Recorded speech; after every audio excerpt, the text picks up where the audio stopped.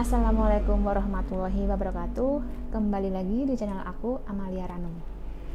Jadi di video kali ini aku ingin berbagi cerita tentang keajaiban istighfar yang aku dapatkan dan kebaikan-kebaikan apa yang aku dapatkan pula, dan keberkahan apa yang aku dapatkan. Pokoknya banyak banget. Jadi yang penasaran, jangan skip video ini, kita tonton sampai habis, oke? Keajaiban apa sih yang aku peroleh? Jadi sebelum aku ngasih tahu, aku ingin bercerita dulu nih tentang perjalanan aku mengamalkan istighfar ini.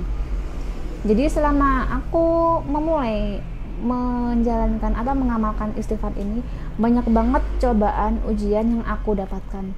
Terutama ketika aku meng-share tentang keutamaan istighfar ini ke story WhatsApp, ke story IG, ke Facebook, dan itu banyak banget yang komen. Dan komennya itu intinya satu, apa ada dalilnya kita beristighfar? Apakah boleh beristighfar untuk dunia? Pokoknya intinya tuh tentang kita boleh beristighfar hanya untuk dunia aja. Maaf ya, ini ada anak aku di bawah. Dia sukanya emang nyembel gitu kalau aku video. Oke, lanjut. Ada juga yang komen seperti ini, aku bacakan ya. Sunnah Rasulullah banyak dan akan memperlancar rezeki dan segala urusan dunia akhirat. Dalam satu hari saja bisa mengamalkan 100 lebih sunnah Rasulullah. Apakah kita sudah mengamalkannya? Atau lupa mengamalkannya dan malah sibuk dengan amalan-amalan yang tidak ada landasannya?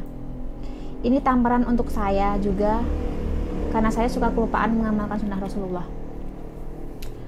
Oke, untuk komen ini ada benernya juga sih. Jadi kita nggak boleh, istilahnya kita tidak boleh meninggalkan sunnah Rasul, dan kita malah melakukan sunnah-sunnah yang lain yang tidak ada landasannya. Emang benar. Tapi selama kita mengamalkan sunnah-sunnah Rasul, kita udah merasa mengamalkannya dengan baik. Tidak ada salahnya kan kita menambah dengan istighfar ini, memperbanyak istighfar ini, kapanpun, dimanapun. Dan kita boleh juga kan berdoa kepada Allah untuk memperoleh, supaya Allah mengabulkan hajat kita. Dan selama hajat itu baik, dan selama hajat itu bisa membantu kita, bisa untuk kebaikan di dunia dan di akhirat, why not? Dan jeleknya aku tuh kalau ada komen-komen yang seperti itu, aku tuh pasti aku tanggapin dan aku masukin ke dalam hati. Dan itu sebenarnya nggak baik ya, karena itu menjadi penyakit hati nantinya. Jadi setelah aku baca komen-komen netizen itu, aku jadi sedikit kayak down, semangatku jadi kendor. Aku jadi dalam satu hari aku pernah sampai aku tuh nggak semangat untuk istighfar, nggak semangat. Jadi aku berpikirnya yang mereka katakan itu apakah benar gitu ya? Aku hanya mengharapkan dunia. Sebenarnya aku tidak mengharapkan dunia saja, tapi aku istilahnya tujuan utama aku adalah untuk memperbaiki diri aku, untuk mencoba mengurangi dosa-dosa aku yang telah lampau, dosa-dosa kecil maupun besar yang aku perbuat di masa-masa lalu. Dan setelah aku mendengar kajian dari Syekh Ali Jaber, dan ini membuat aku semangat lagi. Dan seperti ini kajiannya. Panjang hari, setiap kesusahan Allah berikan kemudahan, dan setiap kesempitan akan Allah bukakan pintu rizki seluas-luasnya. Astaghfirullah alladzi la ilaha illa huwal hayyul qayyum wa atubu ilaih. Saya ulang lagi. Astaghfirullah alladzi la ilaha illa huwal hayyul qayyum wa atubu ilaih. Istighfar dengan cara ini bukan hanya mengampuni dosa, memberikan kemudahan dan memenuhi dan menyelesaikan hajat kita, hajat lahir batin, hajat dunia akhirat. Jadi dari ceramahnya Syekh Ali Jaber tersebut, aku jadi semangat lagi nih mengamalkan istighfar. Karena tujuan utamaku adalah selain aku mencoba menghapus dosa-dosa aku yang telah lalu, aku juga ingin memperbanyak rezeki juga. Dan aku juga apa harapan aku ini juga sebenarnya bagus, dan ini juga ada hubungannya dengan nanti di akhirat gitu kan. Oke, aku mengamalkan ini kan belum ada 1 bulan ya, dan dalam 1 minggu pertama itu aku udah mendapatkan keajaiban dan kebaikan dari Allah. Dan keajaiban pertama itu adalah tentang bisnis aku ya. Aku kan punya bisnis hijab, dan ini tidak selalu, sebelum aku mengamalkan istighfar ini bisa dibilang sepi, dan yang datang paling cuma teman-teman aku yang dari repeat order dari teman-teman aku.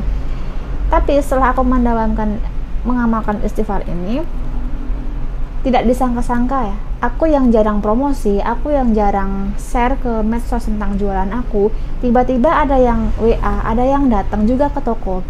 Dan bahkan misalkan dalam 1 hari itu tidak ada pelanggan yang datang atau tidak ada yang order, nanti di hari berikutnya tiba-tiba boom, banyak orderan. Bahkan kemarin sempat juga aku kan tidak promosi, pokoknya hariku tuh hanya cuman istilahnya beristighfar, bersolawat, dan aku tuh istilahnya mager buat jaga toko. Dan aku istilahnya nggak membuka toko ya, toko offline-ku aku tutup, dan aku cuman di rumah sama anak aku sambil tiduran rebahan, dan aku sambil beristighfar, kemudian bersolawat, istighfar, solawat, pokoknya seperti itu terus. Tiba-tiba ada yang SMS, ada yang pesan jilbab, dan itu untuk seragaman, dan lumayan untuk totalnya, untuk jumlahnya. Bahkan ada yang bilang juga, udah kamu nggak kerja nggak apa-apa, suamimu kan kerja, jadi tiap bulan kamu udah dapat uang bulanan kan. Ya emang dapat uang bulanan, tapi kalian tahu kan gaji UMR tuh berapa, dan apakah cukup untuk kehidupan selama 1 bulan? Dan itu yang aku pikirkan juga sih. Misalkan aku diam aja, apakah aku bisa mencukupi kebutuhan anak dan suami aku dengan gaji suami aku yang istilahnya bisa dibilang pas-pasan? Tapi aku punya Allah. Allah pasti akan memberikan jalan keluarnya. Allah pasti akan meringankan segala kesusahan yang aku alami gitu kan. Jadi aku yakin aja dengan istighfar ini Allah pasti akan menunjukkan jalan keluarnya. Terutama dengan orderan jilbab yang datang secara tiba-tiba, ini Allah sudah termasuk membukakan pintu rezekinya untuk aku. Dan keajaiban yang kedua yaitu setelah seminggu aku mengamalkan, dan itu kemungkinan udah hampir 3 minggu aku mengamalkan, itu ada keajaiban lagi. Dan itu pas momennya di akhir bulan, yang ketika keluarga kami itu benar-benar keuangannya udah menipis, terus bahan pokok di rumah, sembako di rumah udah menipis, dan itu benar-benar sesuatu hari yang membuatku sedikit frustasi ya, untuk istilahnya membagi uang itu supaya cukup sampai tanggal gajian suami gitu. Dan alhamdulillah rezeki selalu ada, entah itu dari ibu mertua yang suka istilahnya tiba-tiba ngasih beras 1 karung, kemudian dari saudara aku tiba-tiba ngasih sayur-sayuran. Pokoknya alhamdulillah banget. Lalu keajaiban atau kebaikan yang ketiga yang aku dapatkan itu adalah menghilangkan rasa iri. Jadi dulu aku kan waktu aku masih kerja, aku kan gampang iri kan.